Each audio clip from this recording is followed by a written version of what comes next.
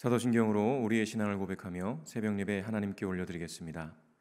전능하사 천지를 만드신 하나님 아버지를 내가 믿사오며 그 외아들 우리 주 예수 그리스도를 믿사오니 이는 성령으로 잉태하사 동정녀 마리아에게 나시고 본디오 빌라도에게 고난을 받으사 십자가에 못 박혀 죽으시고 장사한 지 사흘 만에 죽은 자 가운데서 다시 살아나시며 하늘에 오르사 전능하신 하나님 우편에 앉아 계시다가 저리로서 산자와 죽은 자를 심판으로 오시리라.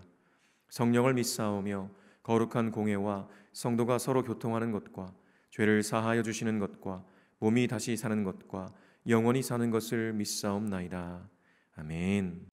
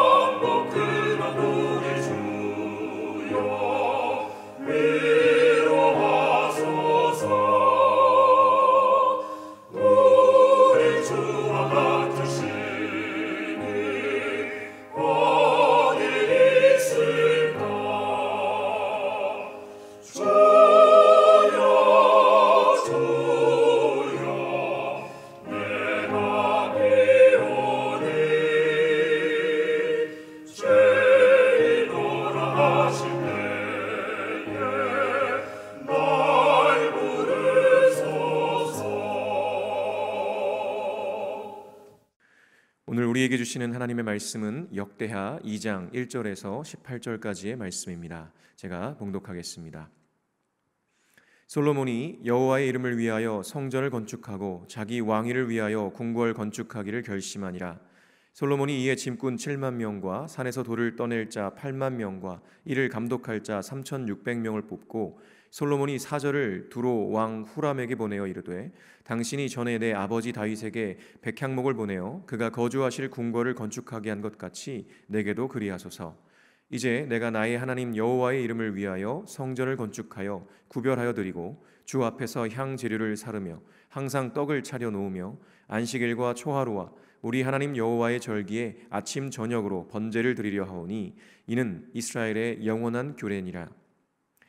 내가 건축하고자 하는 성전은 크니 우리 하나님은 모든 신들보다 크심이라. 누가 능히 하나님을 위하여 성전을 건축하리요? 하늘과 하늘들의 하늘이라도 주를 용납하지 못하겠거든. 내가 누구이기에 어찌 능히 그를 위하여 성전을 건축하리요?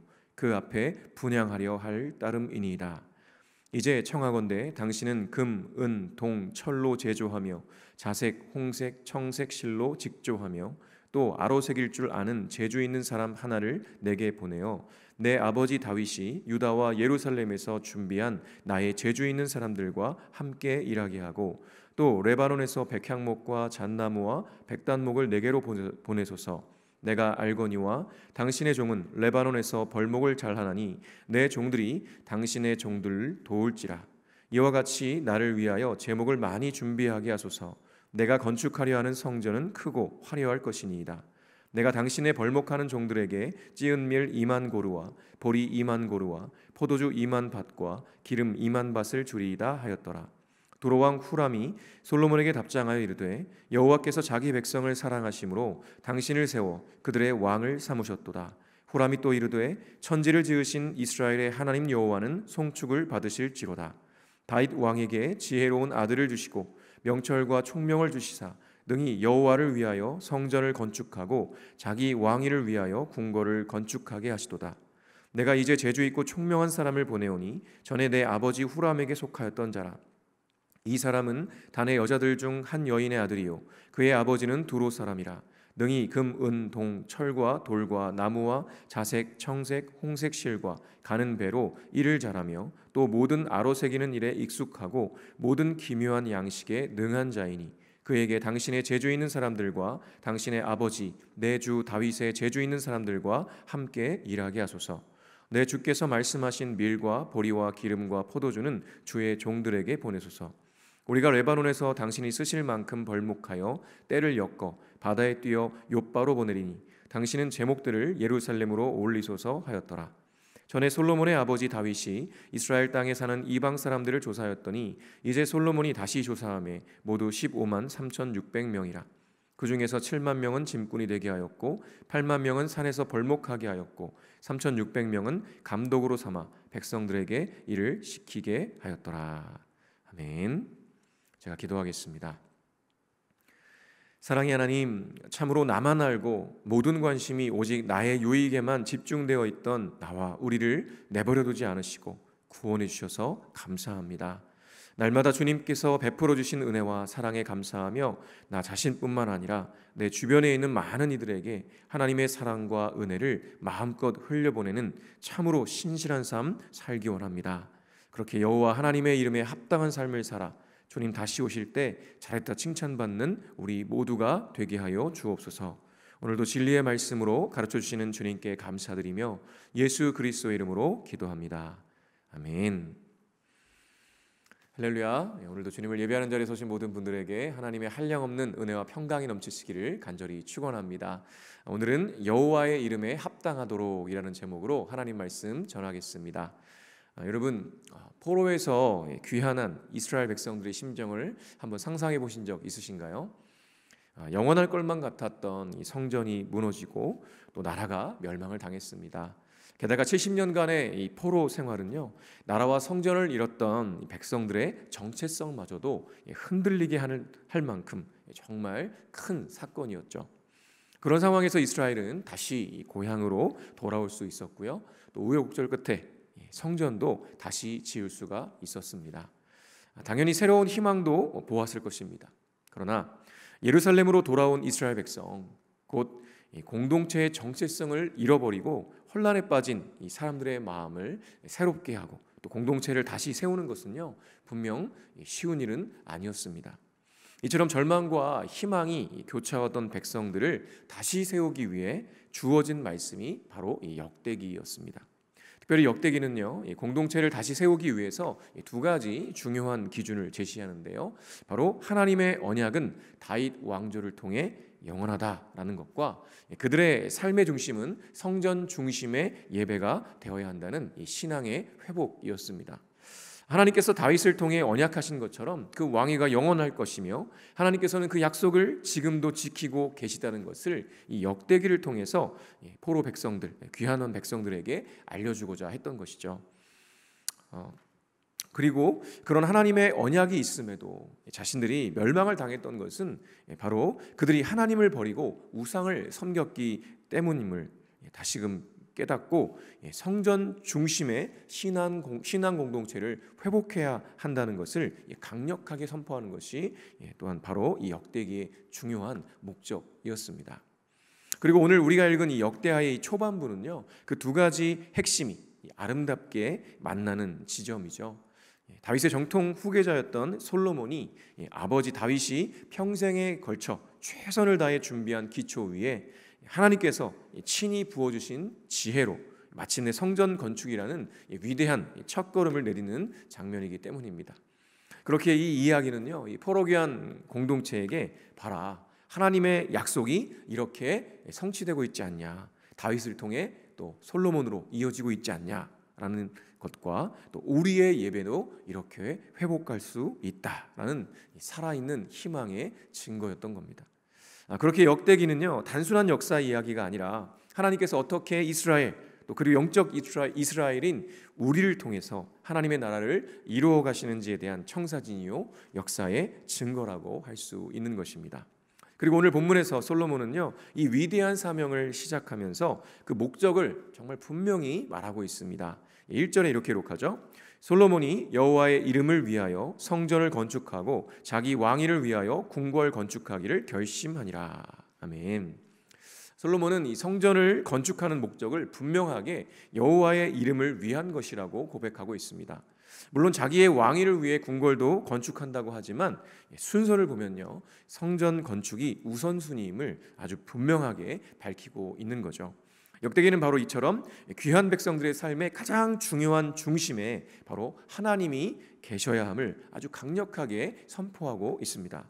그렇다는 것은 솔로몬이 단순히 건물 하나를 짓는 것이 아니라는 것을 알 수가 있죠. 솔로몬은 이 성전이라는 건물을 짓습니다. 그러나 그것은 거룩하신 여호와 하나님을 위한 것이었고요, 그렇다는 것은 결코 허투루 지을 수 있는 것이 아님을 알 수 있는 거죠.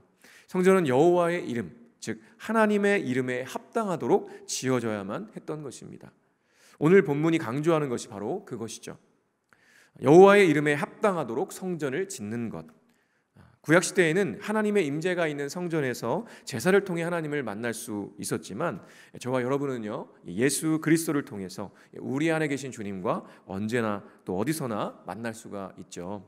왜냐하면 예수가 그리스도이심을 믿는 저와 여러분이 바로 하나님이 거하시는 거룩한 성전이기 때문입니다. 그래서 우리의 전 존재와 삶은요, 여호와의 이름에 합당하도록 지어져야 하는 것이죠. 오늘 본문을 통해서 이 여호와의 이름에 합당한 삶을 사는 두 가지 원리를 알 수가 있는데요, 첫 번째는 왜 사는가에 대한 분명한 고백이 있어야 한다는 것입니다. 솔로몬은요, 자신이 성전을 건축한 이유와 목적이 무엇인지 명확하게 고백했죠. 솔로몬은 성전을 크고 화려하게 지어서 자신의 영광이나 이름을 드높이려는 것이 아니었습니다. 그저 여호와의 이름을 위하여, 그분의 이름에 합당한 영광을 위하여 그렇게 하고자 했던 것이죠. 5절부터 6절에 보니까 이렇게 고백합니다. 내가 건축하고자 하는 성전은 크니 우리 하나님은 모든 신들보다 크심이라. 누가 능히 하나님을 위하여 성전을 건축하리요? 하늘과 하늘들의 하늘이라도 주를 용납하지 못하겠거든. 내가 누구이기에 어찌 능히 그를 위하여 성전을 건축하리요? 그 앞에 분향하려 할 따름이니이다. 아멘. 솔로몬은 하나님이 어떤 분이신지 알았습니다. 하나님은 모든 신들보다 크신 분이셨고 그렇게 세상 우상들처럼 신전에 가두어 놓을 수 있는 분이 아니시라고 고백하고 있는 거죠. 이것은 정말 놀라운 신앙 고백입니다. 당시 많은 나라와 민족들이요, 그들이 신을 위해 신전을 지었습니다. 정말 화려하고 웅장하게 지으려는 경쟁이 있었죠. 왜냐하면 신전의 화려함과 웅장함이 그 신의 위대함을 상징한다고 여겼기 때문이었습니다. 당시의 전쟁이 신들의 전쟁으로 여겨졌던 것처럼 그렇게 자신들의 신의 위대함을 강조하기 위해서 경쟁적으로 화려하고 큰 신전들을 지었고요, 그 안에 신상을 만들어 놓았던 것입니다. 그리고 그 우상 신들에게 가서 절하면서 자신들의 유익을 위해 숭배했던 거죠. 철저히 자기 중심적인 목적이었습니다. 그러나 솔로몬의 고백은요, 그들과는 전혀 달랐습니다. 물론 솔로몬도 성전을 크고 화려하게 지으려고 합니다. 그런데 그 차원이 다르죠. 하나님은 모든 신들보다 크신 분이시기 때문에 그 누구도 감히 하나님이 거하실 성전을 지을 수 없다고 고백합니다. 심지어 하늘과 하늘들의 하늘이라도 하나님을 모시기에는 좁을 텐데 도대체 누가 있어서 하나님을 모실 성전을 지을 수 있겠느냐는 고백인 것이죠. 그리고 더 놀라운 것은요, 이어지는 그의 고백입니다. 크신 하나님 앞에 자신이 누구이기에 하나님의 그 성전을 지을 수 있겠느냐는 것입니다. 그는 그저 여호와 하나님 앞에 분향하며 하나님께 자신이 할 수 있는 최선의 예배를 드리고자 하는 뜻밖에 없다고 고백한 것이죠. 이것은 다른 이방 나라와 민족들이 자기 자신을 위한 신전을 만들려는 목적과는 전혀 다른 것이었습니다. 이것이 바로 우리가 솔로몬을 통해 배워야 할 첫 번째 가장 중요한 여호와의 이름에 합당한 삶의 원리입니다. 여러분은 왜 인생을 사십니까? 나의 성공, 나의 만족, 또 나의 이름을 위한 것이라면요, 우리는 우상신을 섬기는 이 세상 사람들과 별반 다르지 않은 인생일 뿐일 것입니다. 그러나 우리는요, 결코 나 자신을 위해 하나님을 신앙하지 않습니다. 우리는 천지를 만드신 전능하신 하나님께서 나를 사랑하사 나를 구원하시기 위해 십자가에 죽기까지 사랑하신 사실을 알고 믿습니다. 그리고 그 하나님께서 나를 구원하신 것은요, 단순히 나 혼자 잘 먹고 잘 살라는 것이 아님 또한 알고 있죠. 죄로 인해 깨어진 이 세상 속에서 시름하며 고통하고 살아가는 수많은 영혼들에게 말과 삶으로 복음을 전하여 하나님 나라를 이루어 가라는 그 높은 부르심에 응답하는 삶을 사는 것이죠. 그래서 우리의 삶에서 가장 중요한 것 중 하나가 바로 왜 사느냐라는 질문에 대한 답입니다. 솔로몬은요, 자기 자신의 유익이 아니라 오직 하나님을 예배하기 위해 여호와의 이름에 합당하도록 성전을 지으려고 했습니다. 우리도 마찬가지입니다. 내가 하는 일, 또 사업, 공부, 교제, 신앙, 사회생활 등등 그 모든 것이 여호와의 이름을 위한 것이 되어야 하는 것입니다. 그렇게 우리의 삶이 하나님을 예배하는 것이 목적이 될 때 우리의 삶은요, 비로소 여호와의 이름에 합당한 삶으로 더 아름답게 지어져 가는 것이죠. 오늘 이 새벽에 여러분이 예배를 드리는 목적은 무엇입니까? 이후에 밥을 먹고 또 사람들을 만나고 일을 하는 그 모든 것의 목적은 무엇입니까? 오직 여호와의 이름을 위한 것이 되시기를 간절히 축원합니다. 두 번째 원리는요, 여호와의 이름에 합당한 최선이 있어야 한다는 것입니다. 솔로몬은 그저 여호와의 이름을 위해 성전을 짓겠다는 고백과 결단으로 그치지 않았습니다. 이를 이루기 위해서 두로의 후람 왕에게 협력을 요청하죠. 7절부터 9절입니다. 이제 청하건대 당신은 금, 은, 동, 철로 제조하며 자색, 홍색, 청색 실로 직조하며 또 아로색일 줄 아는 재주 있는 사람 하나를 내게 보내어 내 아버지 다윗이 유다와 예루살렘에서 준비한 나의 재주 있는 사람들과 함께 일하게 하고 또 레바논에서 백향목과 잣나무와 백단목을 내게로 보내소서. 내가 알거니와 당신의 종은 레바논에서 벌목을 잘 하나니 내 종들이 당신의 종들을 도울지라. 이와 같이 나를 위하여 제목을 많이 준비하게 하소서. 내가 건축하려 하는 성전은 크고 화려할 것이니이다. 아멘. 솔로몬은 하나님을 위해서라면 이방인에게 도움을 요청하는 것도 꺼리지 않았습니다. 최고의 기술자와 최고급 건축 자재를 구해서 하나님의 이름에 합당한 성전을 짓고자 했습니다. 그래서 자신이 할 수 있는 최선을 다해서 모든 역량을 쏟아부어서 성전을 건축하죠. 우리의 삶도 이와 같아야 하는 것입니다. 하나님을 사랑하는 데는요, 끝이 없죠. 그분께서 우리에게 이미 끝이 없으신 사랑을 베풀어 주셨고요, 지금도 베풀어 주고 계십니다. 앞으로도 그럴 것이죠. 그렇기 때문에요, 그 사랑을 받은 자답게 우리도 그분께 우리의 최선을 드리는 것은요, 너무나 당연한 것입니다. 사도 바울은 이러한 삶의 태도에 대해서 골로새서 3장 23절에서 무슨 일을 하든지 마음을 다하여 주께 하듯 하고 사람에게 하듯 하지 말아라 라고 권면하죠. 왜냐하면 우리의 가정생활, 또 직장생활, 또 학교생활, 또 교회 봉사, 이 모든 것들이 바로 그리스도를 섬기는 것이기 때문이라고 분명히 말씀합니다. 솔로몬은 여호와의 이름에 합당한 성전을 짓기 위해서 그가 할 수 있는 최선을 다했습니다. 우리의 삶에도 솔로몬과 같은 태도가 정말 중요한 것이죠. 여호와의 이름에 합당한 삶의 성전을 짓는 우리는요, 이만하면 됐지라는 적당한 태도가 아니라 하나님께서 받으시기에 부끄럽지 않은 최선을 다하는 삶의 태도가 필요합니다. 그렇게 살아갈 때 우리의 삶은요, 여호와의 이름에 합당하게 지어져 가게 될 줄 믿습니다. 그리고 오늘 본문에 보면 솔로몬이 그러한 삶의 태도와 목적을 가지고 성전을 건축하려고 할 때 일어났던 열매가 있다는 것을 보게 됩니다. 바로 이방 나라 두로왕 후람의 반응입니다. 솔로몬은 당시 최고의 기술자와 건축 재재를 가지고 있던 후람 왕에게 그 두 가지를 다 요청했죠. 그랬더니 후람이 이렇게 반응합니다. 12절입니다. 후람이 또 이르되 천지를 지으신 이스라엘의 하나님 여호와는 송축을 받으실지로다. 다윗 왕에게 지혜로운 아들을 주시고 명철과 총명을 주시사 능히 여호와를 위하여 성전을 건축하고 자기 왕위를 위하여 궁궐을 건축하게 하시도다. 아멘. 놀랍지 않습니까? 이방 나라의 왕이 이스라엘의 하나님을 찬양하고 있습니다. 물론 후람은 이미 다윗 때부터 다윗과 좋은 관계를 맺어왔던 인물이었습니다. 그러나 단지 관계가 좋다는 이유로 다른 신을 찬양하진 않죠. 후람은요, 다윗을 잘 알았고요, 또 그의 아들인 솔로몬이 다윗 못지않게 신실하고 충성된 사람이라는 것을 알아보았습니다. 왜냐하면 10절에 보면요, 솔로몬이 후람에게 인부들을 요청하면서 그에 합당한 대가를 후하게 지불하겠다고 약속하는 것 하나만 봐도요, 솔로몬이 다윗을 이어 왕이 될 만하며 또 그를 신뢰할 만하다는 마음을 갖게 했던 것이죠.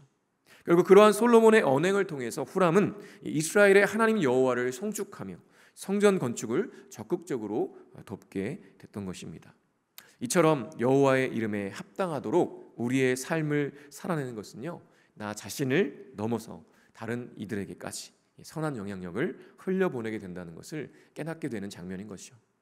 이처럼 우리의 삶이 여호와 하나님의 이름에 합당하게 지어져 갈 때 하나님께는 영광스러운 예배가 되고요, 또 하나님을 믿지 않는 사람들에게는 하나님의 선하심과 위대하심을 보여주는 복음의 통로가 된다는 진리를 잊지 마시고 오늘도 그렇게 우리의 삶을 여호와의 이름에 합당하도록 살아내시는 저와 여러분 되시기를 간절히 축원합니다.